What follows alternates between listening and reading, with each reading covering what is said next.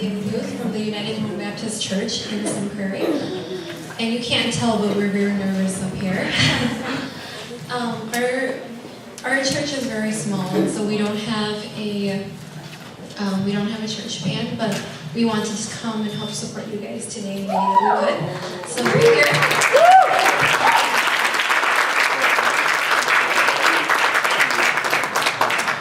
And so, like I said, we don't have a church band, so we're going to do something a little different.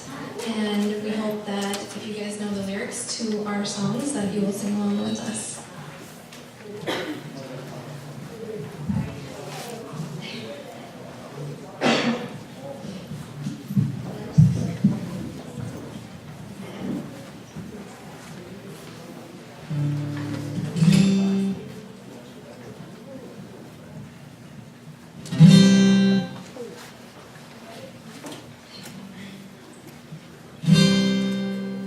I could play the background. Woo! 'Cause I know sometimes that I get in the way.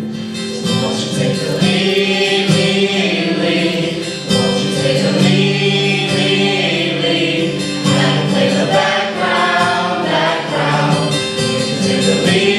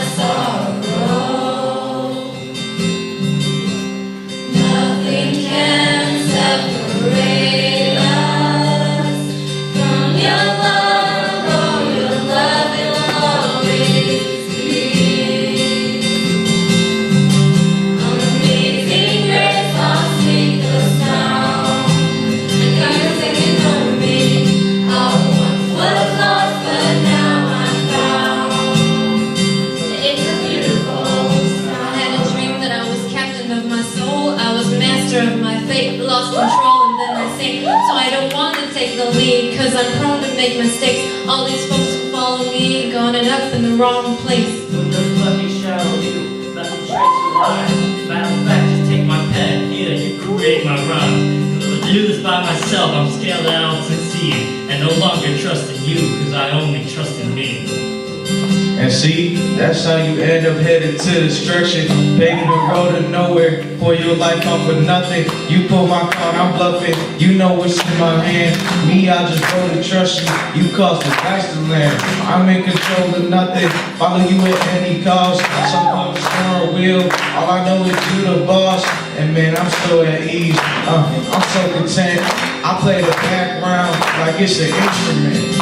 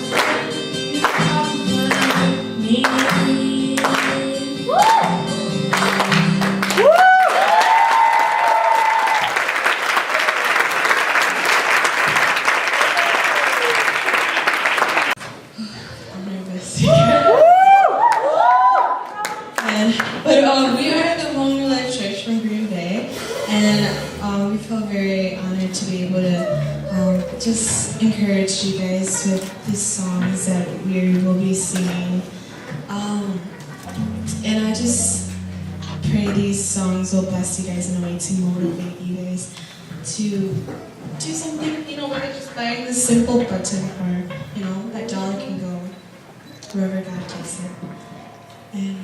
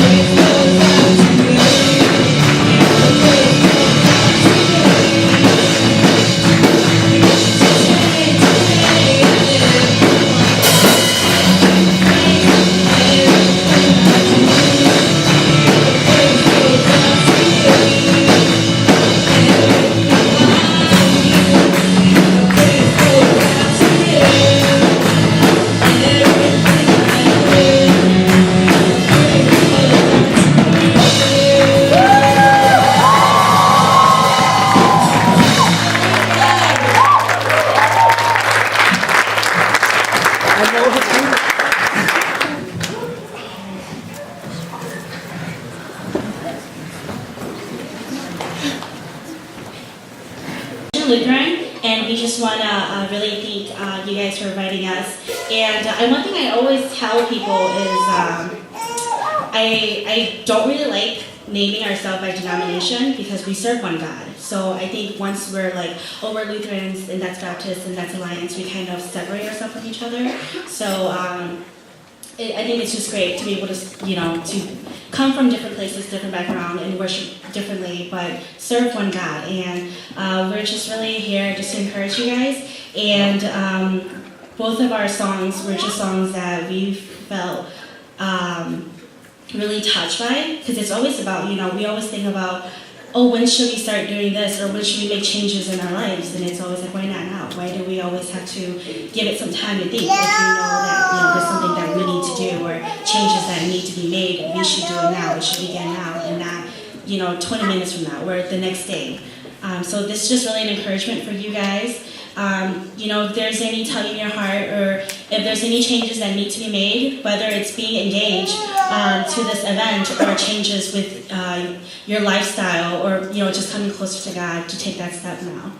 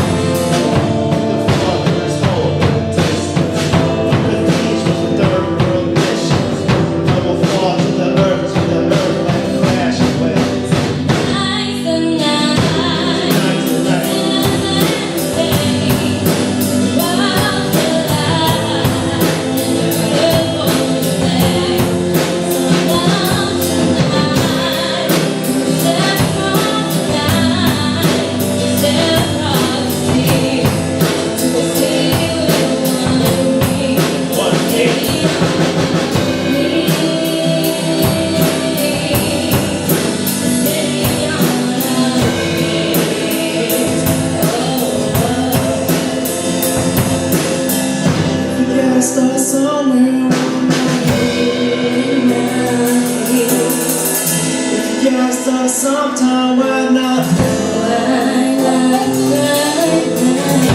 We gotta start somewhere. I see. We gotta start sometime. I see.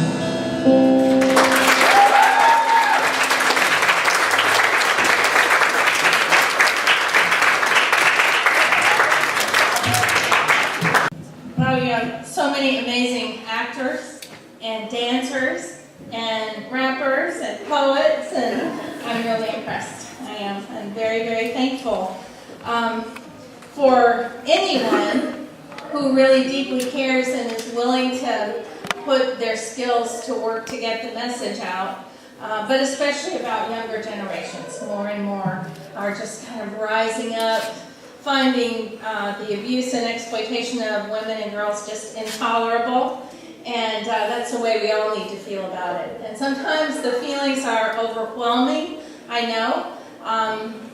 When I first learned about the sale of girls and their abuses and began to think about what that must really feel like, I cried for 2 years, I told somebody.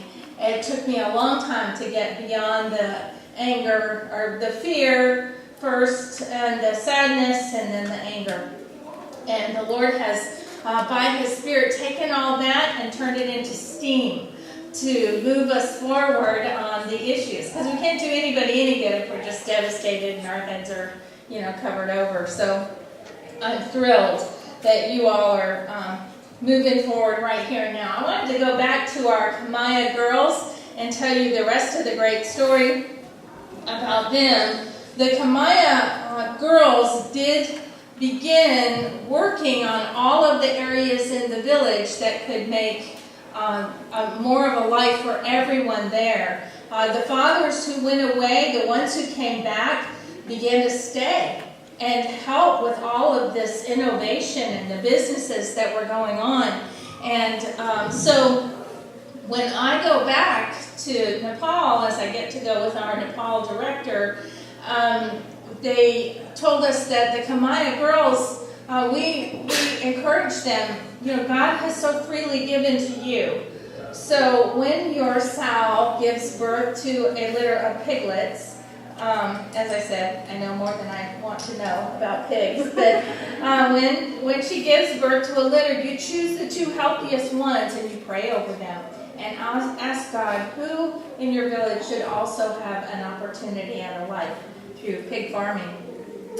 They were so excited, these girls, that they would have the opportunity and the wealth to be able to give, that they created the Giving of the Piglet Festival.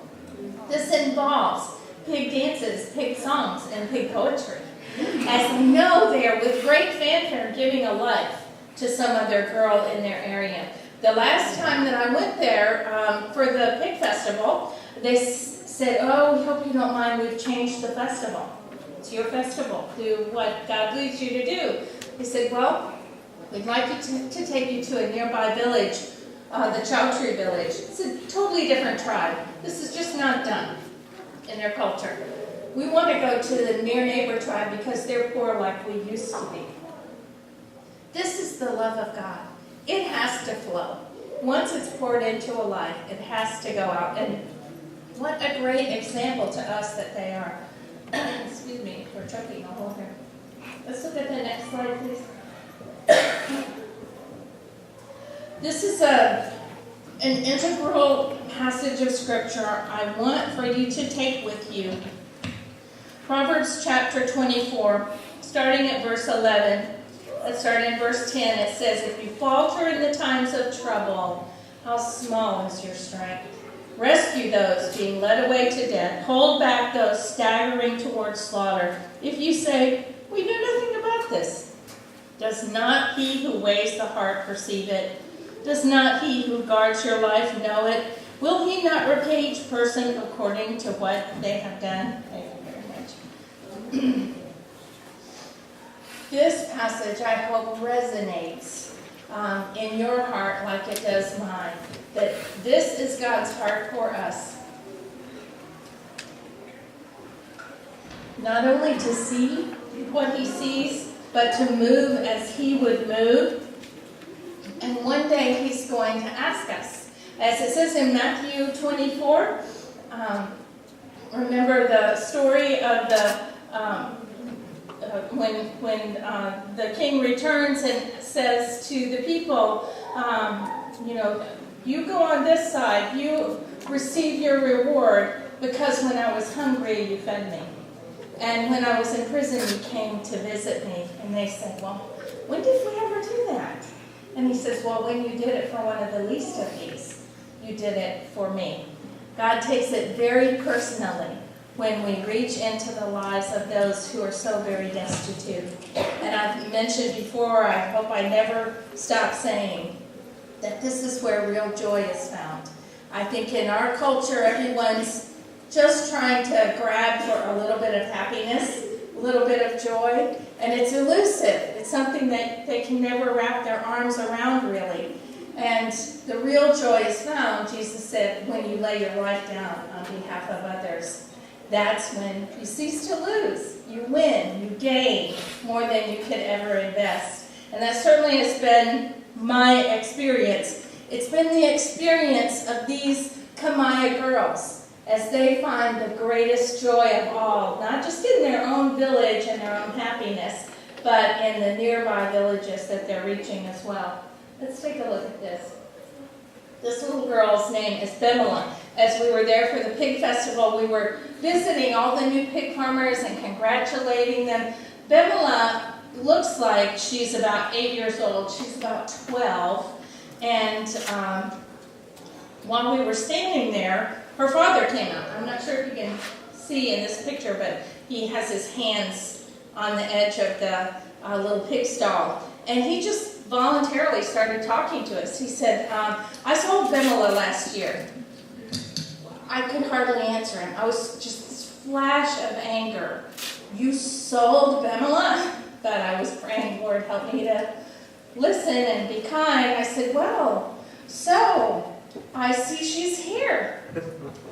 I see she's still here. And he said, yes, I rescued her. I knew that was wrong, and so I went and I rescued her and I brought her back. And now she goes to school every day and I watch the pigs for her. And I said, that's progress. That's really good. Congratulations on that. Now I need to go see another pig farmer. When I was walking away, this group of women came behind me and said, would you like to know what really happened to Bella? I said, well, yes, what happened? Well, the real story is he did sell her to the landlord as a domestic worker, and she was being abused. As soon as we heard that Bella had been sold, all of the women of the village went to his house, and we went and knocked on his door and told him, you promised, just like all of us, that we were not going to sell our girls anymore, and you sold Bemela, which is illegal. We're going to stay here in your front yard until you go and get her. You collect her and bring her back, and we'll be waiting. And he argued that I already took money for this. I spent part of the money. It's an agreement with our landlord. It could mean a big problem for the whole village. And they said, we're not leaving. And so he went and, under protest from the landlord, brought Bemela back, and he made arrangements to pay what he owed the landlord. Now, those women were not law enforcement. They didn't carry any threat or any guns. All they did was shine the light on an evil, right? Sometimes that's all it takes. I have been tremendously amazed time and again what a little bit of courage, a little bit of light will do. And then sometimes the rats scatter. Sometimes people who, they knew it was wrong, but they did it anyway, or they knew it was risky at least, and they did it anyway. They're the ones we have hope for real change right then and there, because now there is a little bit of positive pressure in the village because of all the agreement. And we're seeing this more and more as the power of light, collective light in one particular place in the world. We have, I think, one more little short video clip.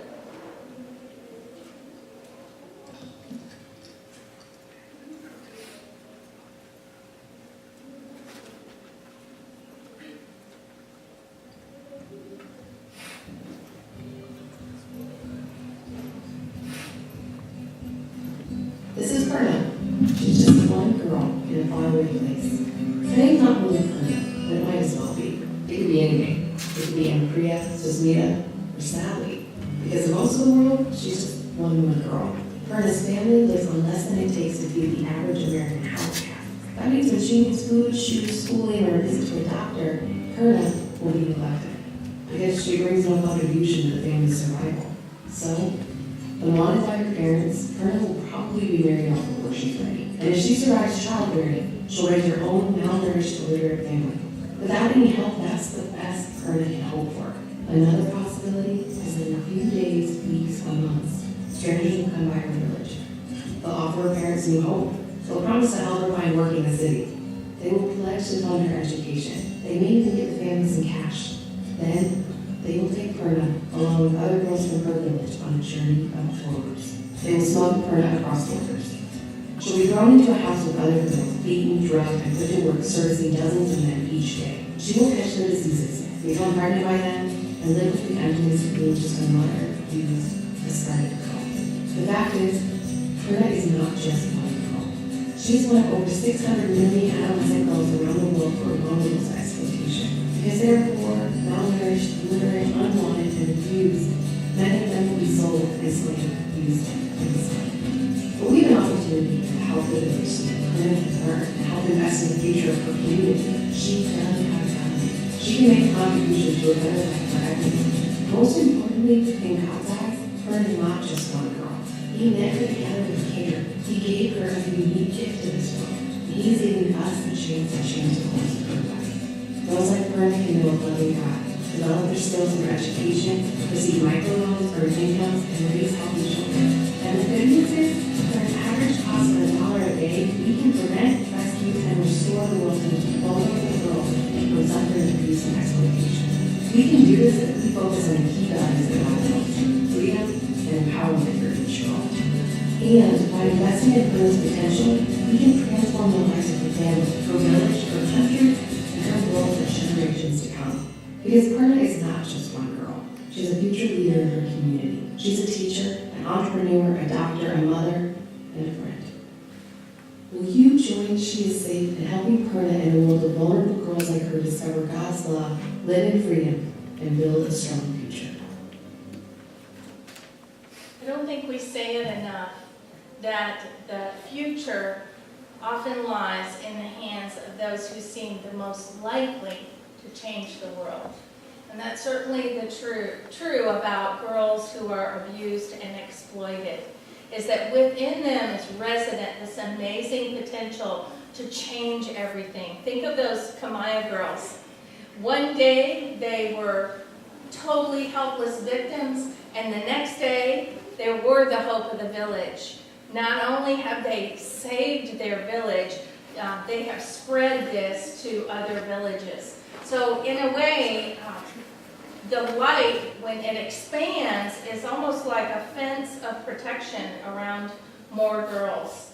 We want to move on from Bemela. This is the part of the presentation that I love the most, where we start talking about the empowering interventions. I don't think we say it enough, that God is doing some pretty amazing things to address the issues of abuse and slavery around the world. Instead, we focus a lot on how terrible these things are, but we want to move on to the next step that says, okay, what can be done?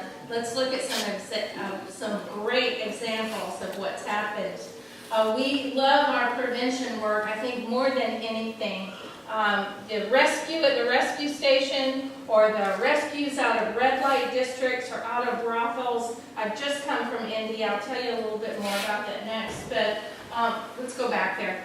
I'm still introducing what we call transformation groups. So we'll go into a village that's known to be at high risk of human trafficking. So it's kind of the norm that girls are sold either into marriage or domestic work or something much worse. And we go in and we gather all the families together, and we may bring with us a girl who's been rescued and ask them, would you tell your story? Nina, tell what happened to you and how you were tricked and how your parents didn't know this was going to happen to you. But then once it happened, you were ashamed and you were afraid to come back home. And then, she tells about the transformation in Christ and how she's leading so many girls to be saved now. And then we tell the parents, now that you know all of this, that this is the danger for what happens when you send your girls away for presumably a good job, we would like for you to pledge to no longer sell your girls. Would you make that pledge? And again, they just kind of look at us. So we said, well, here's what we're offering. We have some trained Christian women who live in your community who are our facilitators. We have a curriculum for them, and they will take women in groups of about 15. The women will go through a year-long curriculum. They'll learn about health and hygiene. Health emphasis is on feeding girls well, on keeping them in school, and keeping them away from early marriage and so on.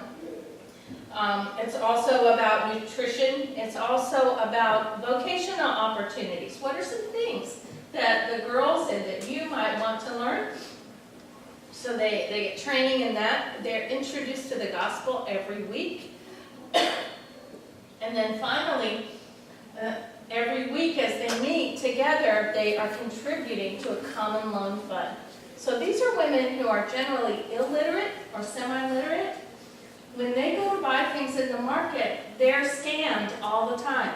Loan sharks will charge them 200% interest on a little microloan. They don't know. So we're helping them gain literacy and financial literacy to empower their lives. And then at a certain juncture, they learn how to make good decisions together about who should take the first loan. And then they help her succeed in her business. And when she pays it back, they vote again. Who should take the next loan? Let's help her succeed as well. These transformation groups are multiplying in country after country. Every year, we have about 5,000 women who go through the year-long program. And at the end of the year, we have a waiting list. of about 1,800 to add that wanted to get in the year before, and then 5,000 more applied to go through. We have replicated the program in village after village, and what I love to see is these women who thought they were as dumb as dirt. Within a year-long time, they are the social force for protection for the women and girls in their village. So it's local women being empowered to say, we are not going to allow this to happen any longer. Just like what happened with Bemelot, it happens very naturally. And often as not, there are churches planted wherever these transformation groups go to. So it's a wonderful way to share the gospel, even in hostile communities where the leaders will kick church planters out of the village. They will allow these women to stay because they're just women. It's perfectly harmless, right? Let me take you to India, that next slide. We have started working with, can you go back? There you go. Thank you. We have started working in the brothels of Siliguri. I mentioned there are brothels the size of a city. The average age of when a worker starts is 12 years old. And they come from the villages of Nepal. Many of them are Khmer girls. They survive only 7 years, so they're 19 when their life is over. In the meantime, every one of them have sexually transmitted diseases, if not HIV/AIDS, and many of them become pregnant. So we go into the brothels where the pimps and the madams, I was just there 3 weeks ago sitting in a room in a brothel with a madam where she has all these children around her. And their mothers are the teen moms that the madams and the pimps move around, but they keep their children hostage. So we're there to beg for the children. Will you please, this little girl does not look well. And she's probably already being abused by some of the guys who come to see her mother. Can we have her? We have a safe location for her where the mother can come when she has some time off. And the child will be in a Christian school environment. She will be absolutely safe. She'll be nurtured and become the person that God created her to be. So we were able to get 23 little girls. The youngest is like 18 months old and already abused, already has medical problems from the abuse, but also to bring the mothers in. And when the moms come to visit, we teach them a vocation. Say, when you get really good at this, you can, find your way out of the brothel. We have a safe house for you too. And hopefully, best case is reunite you with your children. Let's look at the next slide. Roshni and Riti right here, these little girls who were brought out of the brothel. I mean, to be with these girls for just a few minutes, you realize they are so full of fun, so full of life, and then you kind of flip over the back of their card and you read the terrible things that they have been through already.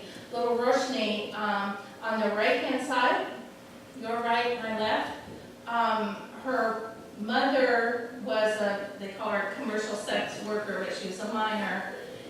She was set on fire in front of this child's eyes and had such serious burns that the mother could no longer take care of Roshni. So one of the other prostitutes brought her to the safe house while we were there. After about a month, she's drawing pictures of rainbows, and her favorite song is Shout to the Lord. I mean, it's amazing the resilience of little children. So a big prayer request is that the madams and the pimps would be willing to relinquish more and more girls. We're also looking at a safe house for boys as well. But this is an amazing and powerful opportunity. Many of the sex workers have been so miserable. They are enslaved. They're in sex slavery because they're minors. Even if a minor gives their consent and says, yeah, I'll do this so you won't kill my child, it still is a slavery situation. But the sex work is legal in India. Hard to believe, but it is. The madam sat there and told me, if if a pimp brings me a girl that he just got from Nepal, she's 12 years old, the first thing I do is I take her to the police station and we get her an ID card that says she's 18. So she's no longer a minor.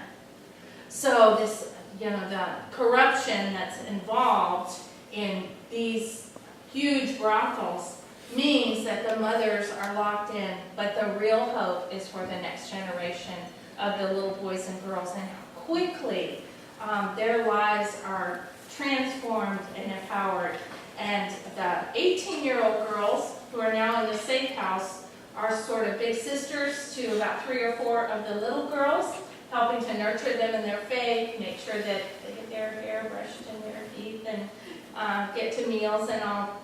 It's so very exciting to watch people who thought they had nothing to offer now aspiring. 2 of the girls we sat with, who are the older girls, said when they first came to the safe house, there was nothing there. They didn't have a mattress. This was before She Is Safe came along. She said we had one pot to cook in, so we would make our rice and set that aside and then put the chicken in it or whatnot. She said, but now we have prayed for every light bulb. We've prayed for every mattress. We're praying for the new land to put up the new building so that boys can be safe too. I mean, they're such empowered individuals. This is the power of God. And they don't want to do anything else. They really want to give their lives to rescuing and restoring more girls.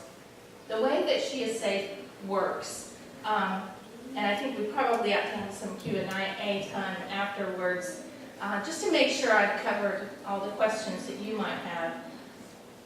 We go looking in the hardest communities for women and girls.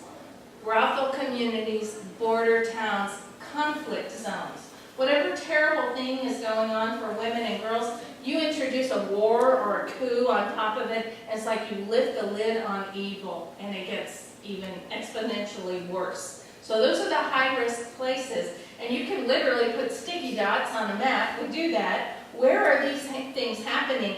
And are God's people there who are doing something?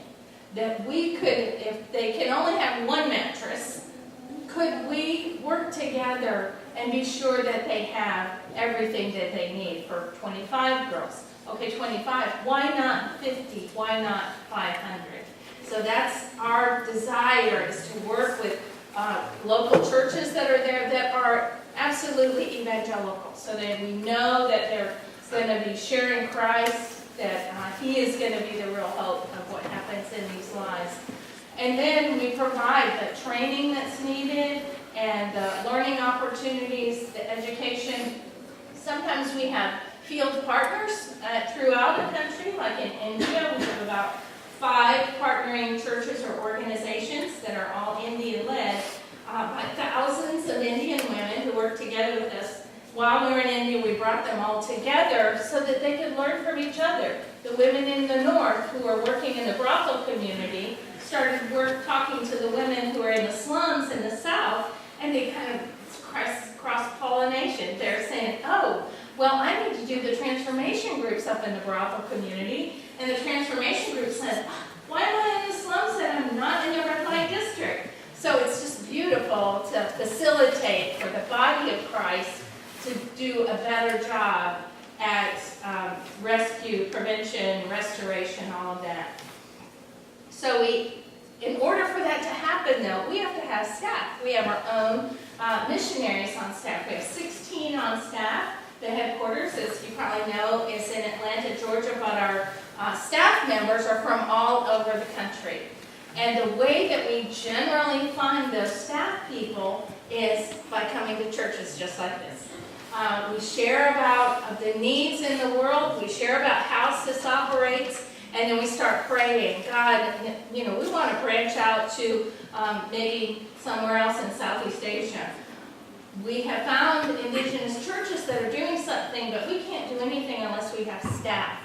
A staff person for She Is Safe. It's going to be the leader for us in all of what's going to go on there. So we raise up our staff from God's people, just right here. But as you can imagine, in the supply line, let's look at the next slide here, see if it's what I think it is. Yeah. We need lots and lots of people who are just raising awareness. I'm always going to churches and asking, are there any advocates here?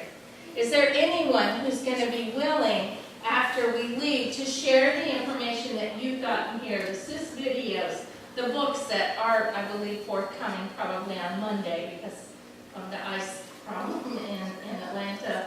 The stories that you've heard. Will you create community awareness? There are a lot of great people here today, but all of you represent huge networks of people who are not here. And I need to get back to Atlanta, to the headquarters, and do some work there, and then I'm going off to Oklahoma. But who will be here as a volunteer voice to raise awareness? We have creative things that advocates have done all over the country.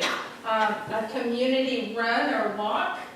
We have information online, so you can go to sheissafe.org and click on Get Involved. And we'll talk through some of what that requires. Get people to basically sponsor you for the number of miles you walk or run, and then those funds can go to She Is Safe. We have a wonderful video from a little girl. She was 11, I think, when she learned that girls her age were being sold. And that's all she knew. It was very age appropriate. But she said, it just broke my heart. And so I prayed and asked God, what can I do? I'm only 11.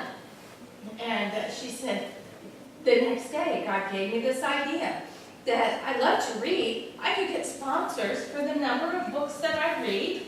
And if I got $5 for each book and read 6 books, that's a month of freedom for a girl my age. This is a child who's gotten this all worked out.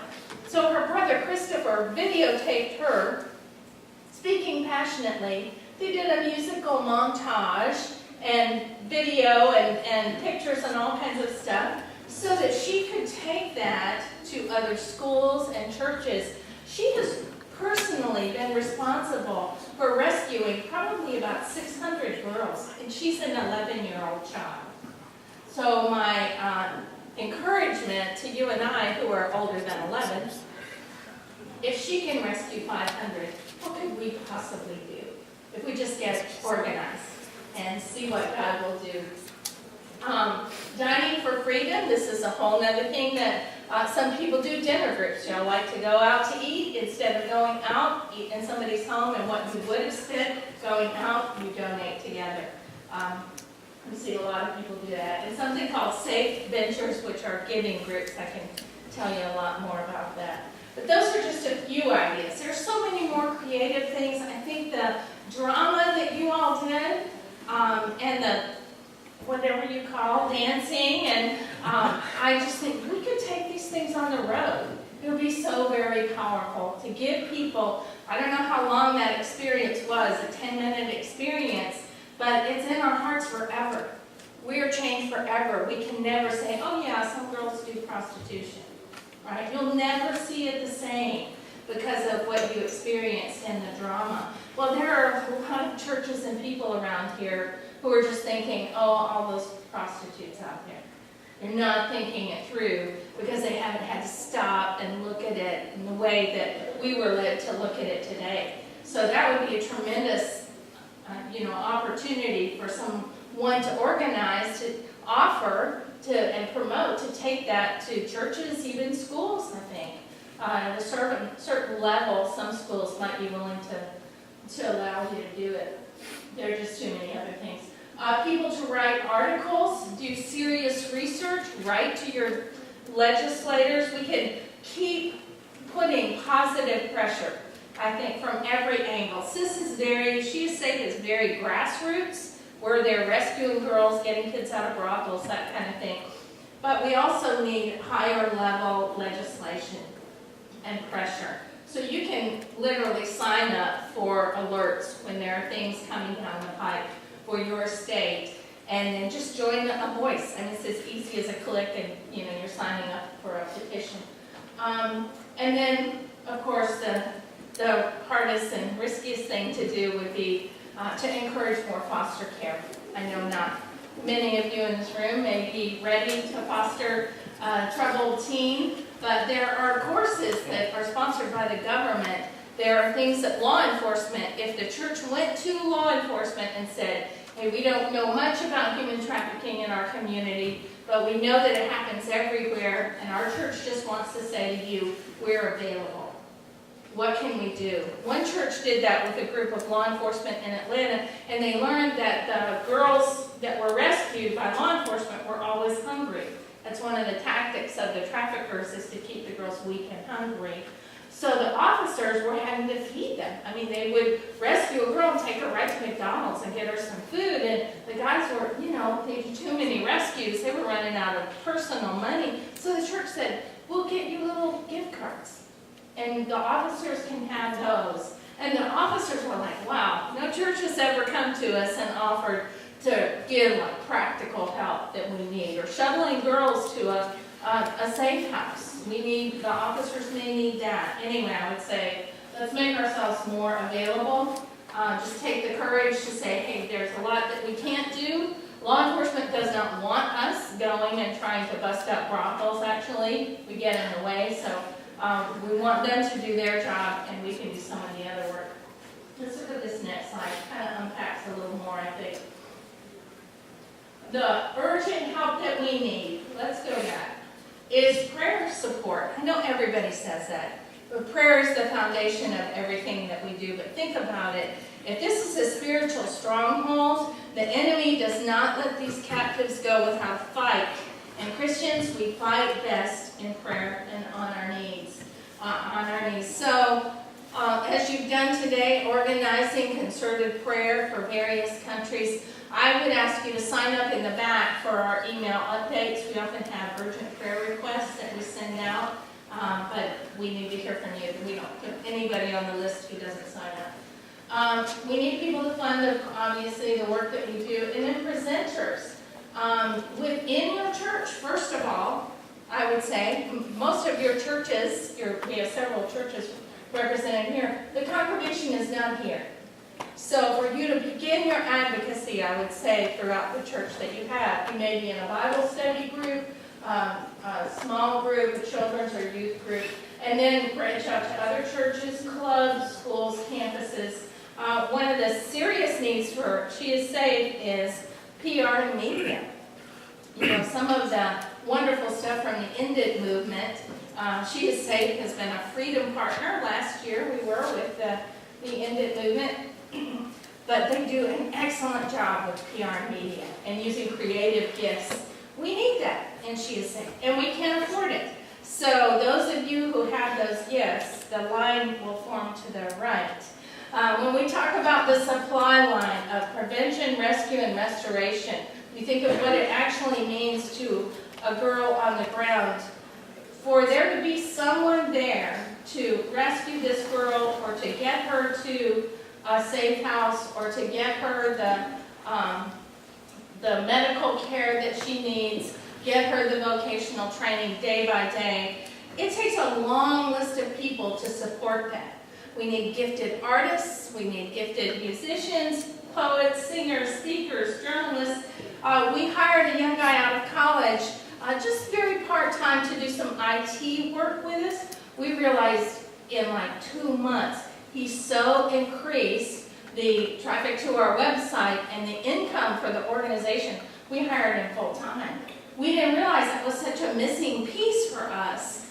So when you think of the gifts that you have and the abilities, don't disqualify any ability that God has given to you. Whether you can just volunteer a little of it or you think it down the line career-wise, I want to use my giftedness and the passion that God has given me to really make a dent in this problem. When we raise up volunteers all over the country, this is where we learn about people and they learn about us. About half of our staff came to us first as volunteers using some kind of ability that they already have. One of our greatest needs right now that you can pray for us for, after 11 years, we have a director for operations who's kind of moving on. He's moving out of state. So here we are. This guy had an international MBA, and he does all of the, infrastructure and human resources and government compliance and all that. So you wouldn't necessarily think, oh, we need a director of operations to address human trafficking, but oh yes you do, especially if you're a complex and large spread of work like She Is Safe. And also, this may surprise you, we need a China director. Our China director has been with us 11 years and she's retiring this year. So we need somebody who can speak Mandarin, who really feels a calling to this and would be able to go in and out of China and work with the local churches there that She Is Safe is working on. That may not be you, but you may know a really good candidate and you might think, oh, I think they should contact She Is Safe. So there are all kinds of entry points for you to be a part of She Is Safe. Let's look at that next slide, if you could please. I wanted to leave you with this last exciting story. I'm just breathless about this. While I was in India, our communications director, Ian North, third young 20-something guy, was leading a team into Nepal to this really remote area. We've started working with some Nepali church planters there. We targeted this district in the Himalayas called the Nuakat district because we've been told by the church planters they were going into villages to share the gospel. There are whole villages with no girls over the age of 12. They all have been sold. What he learned while he was there, this little girl just turned 13. And he said it was like her feet were on this precipice and she was in danger of going over. But because She Is Safe has started working with the church planters, she remains in the village. She's the only girl 13 or over that is in this particular village. We went in with the animal husbandry thing, with the families, basically with the church planters thing. Talk to the families about human trafficking. Tell them the realities of what happens for their girls when they are sold. And they said, well, we know because since ancient times we have sold our girls and our wives and our sisters. Because they're so very beautiful, they've been considered as tribute for kings. So they're kind of proud, unlike other communities that are really ashamed. And so we had the church planter talk, really specifically about what really happens to the girls when they go. And finally, a group of women came forward and said, we know what this is like. We're heartbroken that our sister is gone, our little sister is gone, or our auntie is gone, missing. And so we want to be the council that will help to protect more girls. And so they started the animal husbandry thing, and they dubbed themselves the Red Panda Women. Anybody know about red pandas? I hadn't, so I looked it up. It's an endangered species. So it has a strong sounding name, but basically with that message they're saying, yes, we are all endangered in this particular district. So what's happened in less than 6 months, we have basically built a fence of protection by the Red Panda Women around this particular village. So my prayer for us all is that we would leave here not only devastated at the terrible things that are happening, but realizing, there are some super practical things that God is doing in raising up local people as He exalts Jesus Christ that we can actually join. Let's look at that next slide. So this was a little girl that we met in India, and like you often do with little children, you've been down with, she was in a slum, standing in a little sewer, open sewer, looking for treasures. And we asked her, what do you want to be when you grow up? And she said, I can't be anything. Life had already beaten the hope out of this girl. She wasn't even probably 7, 8 years old. But through Christ, we can foster new life and dignity for her. So that's my question for you. Next slide, final slide, is that will you join us? Will you be a part of She Is Safe? Often when I leave a community, there's a She Is Safe group, an advocacy group that's left behind, and we have all kinds of guidelines and helpful suggestions from other groups that have done that. If you're interested, I think you need to talk to the pastor or put a little note on the sign-up sheet in the back that, yeah, I'd be interested in kind of pursuing that.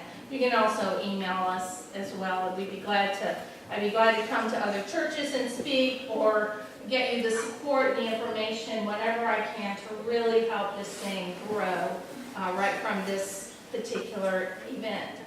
Praying we'll look back on this day and many years from now say, remember how that used to be such a problem in those villages we were praying for, and we all started praying and working together, and now none of the girls are sold there anymore, just like that Kamaya village, so we'll see success after success because of our time today. I would be happy to entertain a question or two. Does anyone have any questions, something, well, she didn't really tell us about that. Any questions out there? I don't want to leave without answering questions. Answers? Anybody have answers? Because I like those too. I have a question. Yes, sir. So you mentioned about going into dangerous areas. Is there danger to your team when you go in? Are there risks that you guys take when you go into these places? Yes, I mean, we're really, we're threatening someone's bottom line work.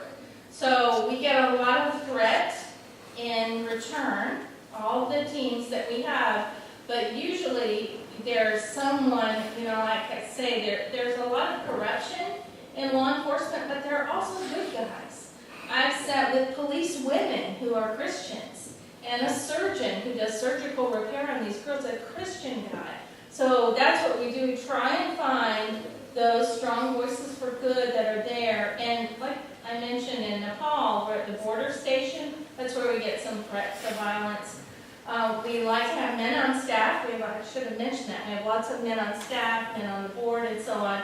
They like to have men there at the border station also, because it's generally men who are out front in the trafficking. But the law enforcement is less than 30 feet away from us, and he has a gun, and we already have a positive relationship. We're empowered by the government to be there. So that kind of puts a damper on. And thankfully, in all these years, no one has been hurt. I mean, we had someone shoved around, and they threatened to, burn down our buildings and that sort of thing, but so far. But it's prayer protection, and we need that. Thank you. Thanks for asking. Thank you. Any other question? Well, thank you so much for your kind attention, for all of your encouragement, and for what I know God is going to do through you. God bless you.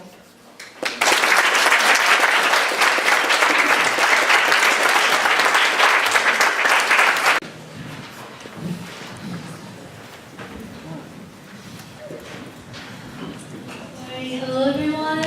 We came from Mother Church, Oakwood Baptist Church, and we came here to perform, but not only, but just support this organization.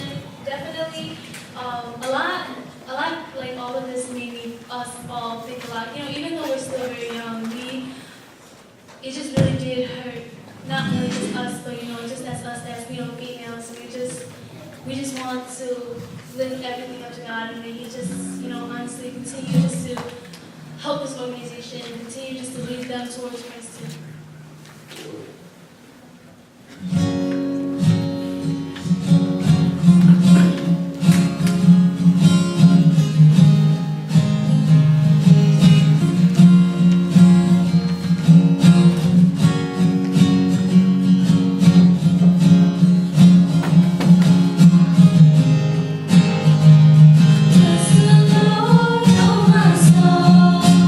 Oh, my soul.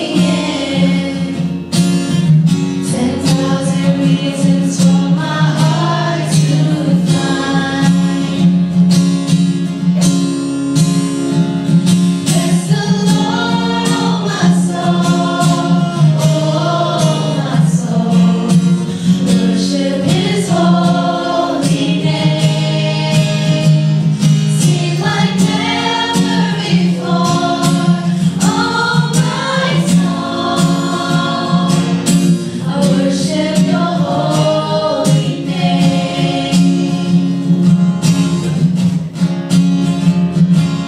And on that day when my strength is failing, the angels near and my time has come, still my soul will sing your praise unending.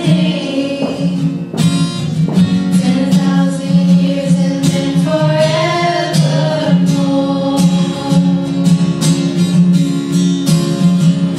Bless the Lord, oh my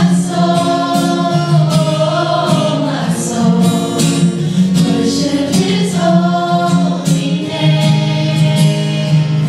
Sing like never before, oh my soul. I worship your holy name. I will worship your holy name. I will worship your holy name.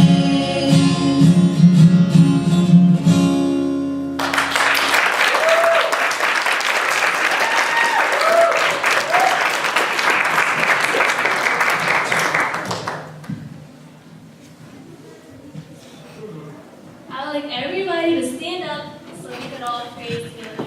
Next means I forgot to do in the beginning. Alright. You need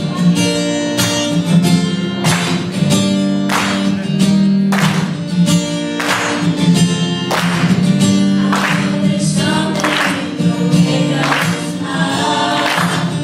I feel an ocean from the look in your eyes. You want love, that love from above. Took me to heaven, turns to dark. To your I was meant to be heaven and earth, and not anything to make a mind rebirth. And if we go there, like disciples of our nations, these are all the ways to be to my generation. These are the things. These are the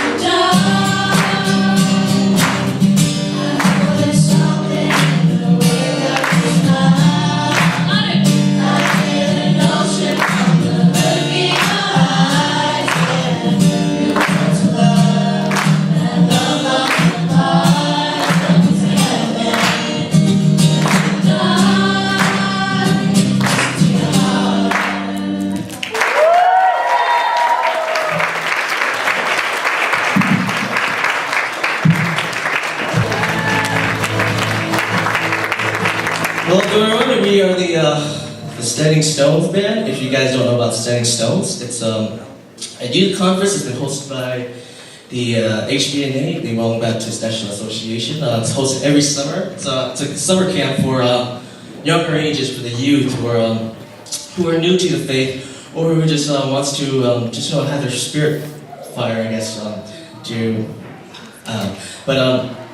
it's I mean we're the band for that camp, and as we know, there's 8 of us here.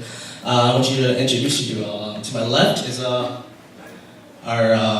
electric guitarist, is Kong Tao.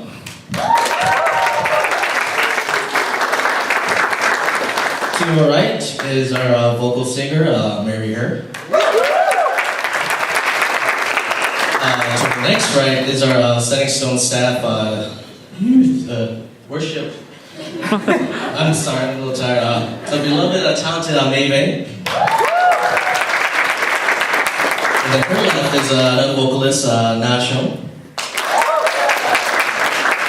To her right is another Setting Stones staff, who is helpful for us, giving us Charles Vang. And our pianist is Lily Vang. And our drummer is James Tao. We also can't forget this guy right there, Chris Moore, who's also on the Setting Stone staff. So I'm so glad that we all can make it here and just to enjoy this wonderful conference with you guys, and it's an amazing blessing to be with you all. Well, let's continue to worship our beloved God.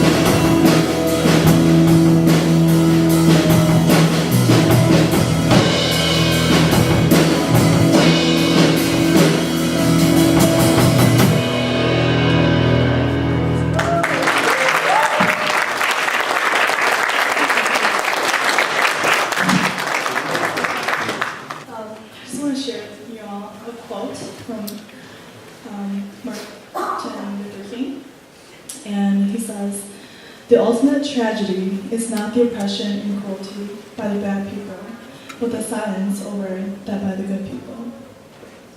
So my hope and my challenge for all of us is that we may not stop here, that this event is only a stepping stone for us to continue to pray, to support and to bring awareness to these injustices. And I just really hope that we may all continue to pray for She Is Safe and just continue to pray for these victims that have been affected by just the evil. And,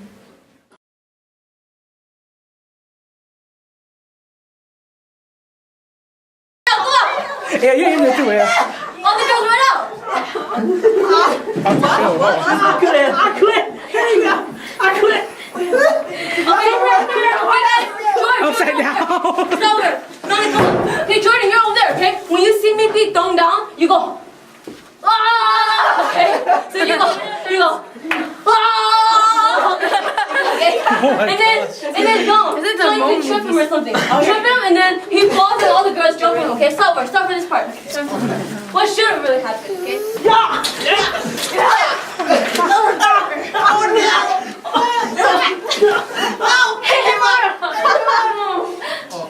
Okay, that's it. Yeah. What should have really happened?